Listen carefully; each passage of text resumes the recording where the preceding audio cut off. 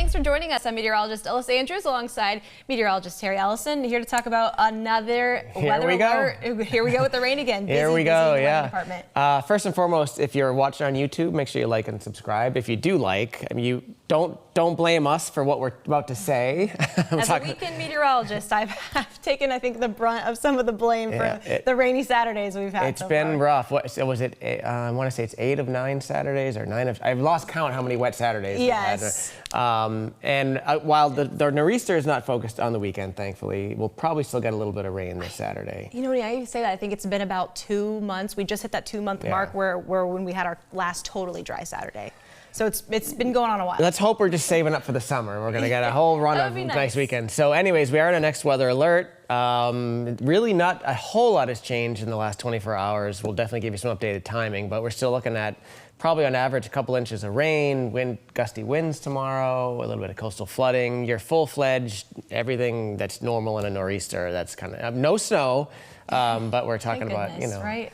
a late season nor'easter. Yeah, and I think people just get excited. You hear the word nor'easter, you know, it's exciting. We get a lot of. Are you excited? I'm excited. I'm excited. Let's take a vote, everybody watching. Are you excited there's a nor'easter coming right before Memorial Day weekend? Maybe I'd be more excited if it was a winter nor'easter, but not. Yeah. I mean, it keeps us busy. It gives us something to do, I guess. Well, like you talked about, you've got so many. Your lot family of things has so many things going on outside. Well, it's graduation season. It's prom season. It's, I mean, Memorial Day weekend. I'm sure a lot of folks are planning things. So it's kind of an important forecast. Everyone, you know, all eyes are on the weather, and we do have some good news as we head into the weekend, some better news. Exactly. I think that's the highlight, the key of this forecast is that we can kind of get rid of the brunt of this before all the big weekend activities hit. So that the few rain bands are on radar. It's really slow to move in, and actually the system that is of most concern. So there's a low up in the Midwest right now, but it's redeveloping as we speak down off of Virginia there. So all that rain coming off of the Delmarva, that's what's going to head up here during the day tomorrow. So between now and say early tomorrow morning, there's not a whole lot going on, just more cool, cloudy, and a few showers around. I just checked the temperature. It's 47 degrees in Boston right now. We are in, what is it, May 21st, and it's 47 degrees. I'm stubborn because I made the decision a couple weeks ago. I was like, I'm going to put away my winter gloves. And I knew I'd need the coat. I knew the coat would be coming in and out of the closet, but I refuse. Even in some of our cooler forecasts coming up, I'm not pulling them back out for any Not doing it.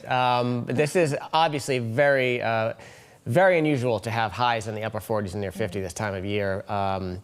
But it is what it is, and we will slowly dig out of it. But here's the futurecast, and you can see right around the morning commute tomorrow is when that first band of steady, heavy rain comes in. So if you're driving in 6 or 7 a.m., and you're certainly in eastern Mass, probably be dry. If you're coming in from the south or the west and it's closer to 7, 8 a.m., you're probably going to hit that first rain band. Yeah, so a little slower on the roads tomorrow morning especially. I mean, you can already be slower on that time anyways. Some visibility dropping too, and then we got the wind on top of that because you've advanced us all the way now to 7 p.m. and it's just been a steady, consistent, heavy rain. Certainly by the evening commute tomorrow, we'll have had several hours of heavy rain, so there'll be a lot of big puddles, some hydroplaning, localized flooding, you know, by 4 or 5 in the afternoon. So if you're planning on a regular commuting day tomorrow and driving home in those commuting hours, it's definitely going to be a slow go. Not looking forward to that one. Yeah, well, and we're still kind of ironing out the plan for this, but I may be outside, out and about, checking out road conditions too. So if you want to check back in on our stream, we're going to be doing hourly updates. Yeah, we'll be keeping you updated all afternoon tomorrow, and Alyssa will most likely be out and about along with the rest of you tomorrow afternoon. Checking out the roads. Yeah. But anyways, so the system does mostly pull north overnight, and then by Friday morning, this is just kind of a last sort of band. The actual low has moved past our latitude, and just kind of a few leftover showers early Friday morning. You can see that by Friday afternoon it's still cloudy, but the rain is pretty much done. Much easier. So especially if you can't do your traveling, if you are going somewhere this weekend for Memorial Day weekend, at least it will be drying out much better for Friday. I think it's strange nowadays. I feel like every holiday weekend, the day before, you think like the getaway day, everybody's driving Friday. But like my guess is that a lot of folks are going out well, I don't know if they will now because there's a nor'easter coming, but they probably Thursday would have been like the worst traffic day. To try to like beat the so traffic. I'm wondering if because tomorrow's a nor'easter, if today will actually be I don't know, that's a stretch 2 days ahead of time. If you can, yeah. But look at these rain amounts. We're talking, 1.5 to 2.5 inches in some areas. Probably some isolated higher totals, closing in on 3. Yeah, that's a lot of rain. Of course, we've had a lot of rain lately, so we do have to be somewhat concerned that there could be a little bit of flooding. I don't think there's much river flooding to be concerned about. That's good. But we pulled up a couple coastal spots. This is Nantucket Harbor. You can see right now, of course, there's no flooding, but it says minor expected. So we are expecting some minor flooding down over Nantucket. And I think the same deal for Boston Harbor. We'll see that in a second. It's called action for whatever reason, action expected. So, just if you live along the coastline, I would anticipate tomorrow evening's high tide, just a little bit of splash over. Okay. A little bit of inundation on the roads, but nothing major, thankfully. And then there's the winds, the classic nor'easter type stuff. Yeah, well, and outside of nor'easters, it's been such a windy spring season. It was windy all winter long. I think winds have been one of the main talking points of the forecast here just this year. And so we're going to see that again tomorrow, of course, with the nor'easter, stronger winds around the Cape and Islands, where we're going winds gusting over 50 possible, and then more inland. That's when it winds down a bit, but still windy for everyone. Yeah, really, long fetch off the water, east-northeast winds, classic nor'easter stuff. 50 miles an hour it's rough. It's not, we certainly have had worse nor'easters, so it's not going to be a huge leap. It's not a really deep low pressure system, so I think given that, I think 50 should about do it for most places. I will say that the difference between a nor'easter in the spring and a nor'easter in the winter is that the leaves are now, like the trees are pretty much in full bloom. When you have leaves on the trees and you get the wind blowing, it sort of can exacerbate the wind damage because the leaves sort of catch the wind a little bit as opposed to just having those bare that's a good trees. point, yeah. So that's like the one thing to be aware of tomorrow. There'll probably be some scattered tree damage, but we're not anticipating like anything widespread. And the winds will slowly die down later tomorrow night and into Friday. Well, man, if we got to have it, if it has to happen anyways, Thursday's kind of almost the best case scenario. That's definitely looking at it with the positive spin. It's better to come Thursday than Saturday or Sunday. Right. So, yeah, there is that. That's just another illustration of sort of when the peak winds happen. This is for Cape Cod, and you can see that the spike tomorrow, like afternoon and evening. So that's definitely the time when the heaviest rain's coming through, the strongest winds. Anytime between midday tomorrow and midnight tomorrow will definitely be the peak of the storm. And these are fun. Much like today, this is very similar to today. It's going to be another very unusual May day. Upper 40s. How about that? I mean, we're going to actually challenge, I think the next graphic, we're going to be challenging a record low high for the day tomorrow. Boston will probably just be a little too mild, if you want to call it that. So the coldest high temperature Boston has ever had was, let's say, 1909 at 47 degrees. And we are going to be pretty darn close really tomorrow. Close. So if we don't get there, it'll probably almost certainly be the second coldest May 22nd ever recorded in Boston. And right now we're forecasting a tie in Worcester would be the coldest May 22nd Worcester day ever recorded. So like that's just weird. I was, it got like hot to the point where. And I knew it gets cold again, but man, 40s. Here we go. We're right back in May. Yeah, it's not right. It really is. Well, luckily you guys got graduation. We snuck it in. We snuck it in last weekend. How did that all go with everything last weekend turned out okay. Yes. And everything was good. Yeah. We snuck it all in. A good weekend in the Eliasen household. Yes. Yeah. So this is just an illustration on the high tides over the next several days. You can see that on Monday, so Memorial Day, that's one of the highest. These aren't like forecasts. These are the actual astronomical tides that are going to happen. So had the storm come 3 or 4 days later, we could have been talking about some serious coastal flooding. Those are just about as high as we get. And then, this is what the tides will be without any sort of wind component.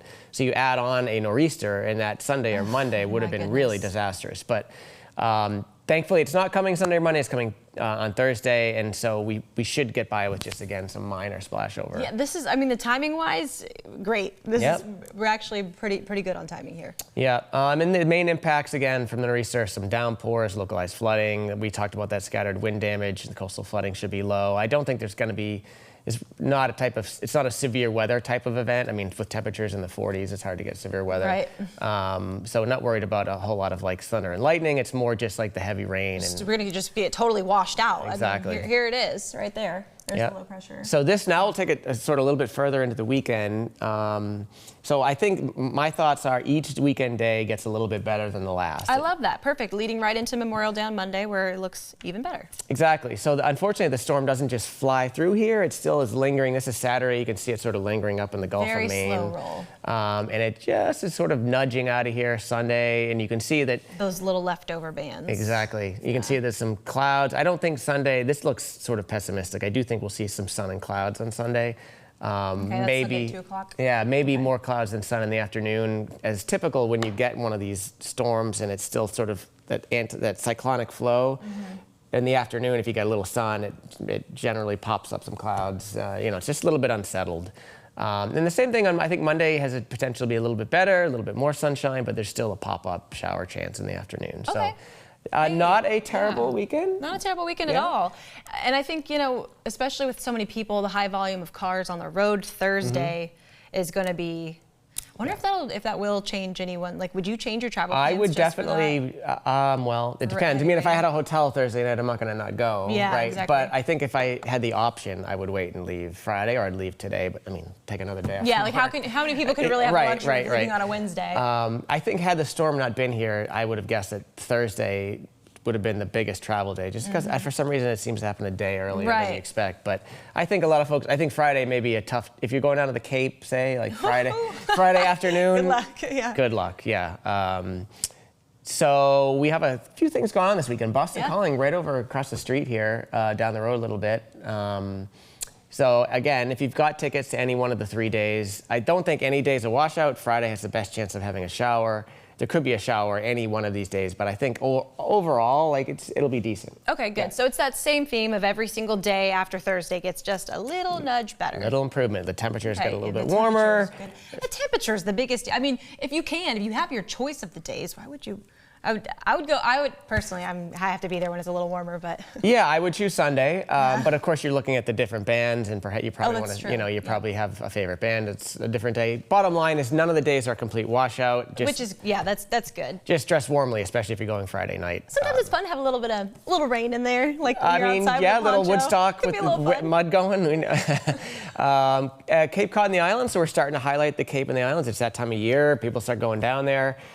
This is pretty typical, so it looks cold, but basically the Cape and the Islands in May and the early part of summer, whatever the ocean temperature is, that's pretty much what the temperature is over land. So, and that's pretty much right. The ocean temperature is around 60, so temperatures will be around 60 all 3 days. Winds aren't terrible. Winds aren't bad though, and there's more sunshine as we go each day, so. I wouldn't call it beach days. Yeah. But if you want to go down and have some ice cream, check out. That will be a busy drive down there. It will be busy. Yeah, no doubt. It's definitely the start of that whole season. And the Memorial Day forecast, this is an optimistic graphic. I do think that there could be a few more clouds in the afternoon with a chance of a spot shower. But overall, it's probably the best of the weekend days, and we have a chance of actually hitting 70. So. That ain't bad, especially when you look. You weren't here, but 4 years ago, if anybody whoever was living in New England 4 years ago, you undoubtedly remember where you were on Memorial Weekend. I was coaching a baseball tournament down in Plymouth that weekend, and it was a complete, utter disaster. What a nightmare on a baseball field, too, with all that rain. And the thing is, you book, the kids are looking forward to it. It's Memorial Weekend. You're like, this is going to be great. And then that happens, 50s and rain all weekend. So what happened? So they canceled the tournament, Okay. And then you contrast that 2 years ago, it was in the 80s. So this is just to say that basically in New England, on Memorial Weekend, just about anything. A toss-up. Yeah. So I think this weekend it's certainly not nearly as bad as 2021, but it's not going to be summery like 2023 either. Sort of somewhere in the middle. And overall, as you can see, each day sort of keeps getting better. Yeah. I like this. It's just so nice to see some warmer temperatures back on the forecast. Although the mornings are staying a little cool. Yeah, in the mornings? yeah. I do think next week will be sort of like a seasonal kind of week, meaning our average highs are getting close to 70, so it's going to be pretty normal feeling next week. We won't have any more nor'easters. We won't have any more 50-degree days, but we certainly don't have any real summery stuff in the forecast. Okay, that's fair. I mean, I'm just going to be happy to get away from potentially breaking or tying a record. No more record cold. Record cold. Rain. No, thank you. Agreed. Yeah. So, like we said, Alyssa, you'll be in tomorrow. Jacob will be in tomorrow. We'll be all over the storm on the stream and on BZ. Okay. Be a fun day. Every hour on the hour. Join us back here. Fun day to follow the weather tomorrow. Yeah, it will be. It will be a good late May nor'easter, bringing us a ton of rain. Yeah. And we'll be monitoring it all day. And if you don't have to commute to work tomorrow, maybe take a home day. I mean, that would be the day to do it. We'll be commuting, but if you don't have to, I wouldn't. So again, like and subscribe on YouTube, please, even if you don't like the forecast. And Eric will be in tonight with an update on the nor'easter forecast.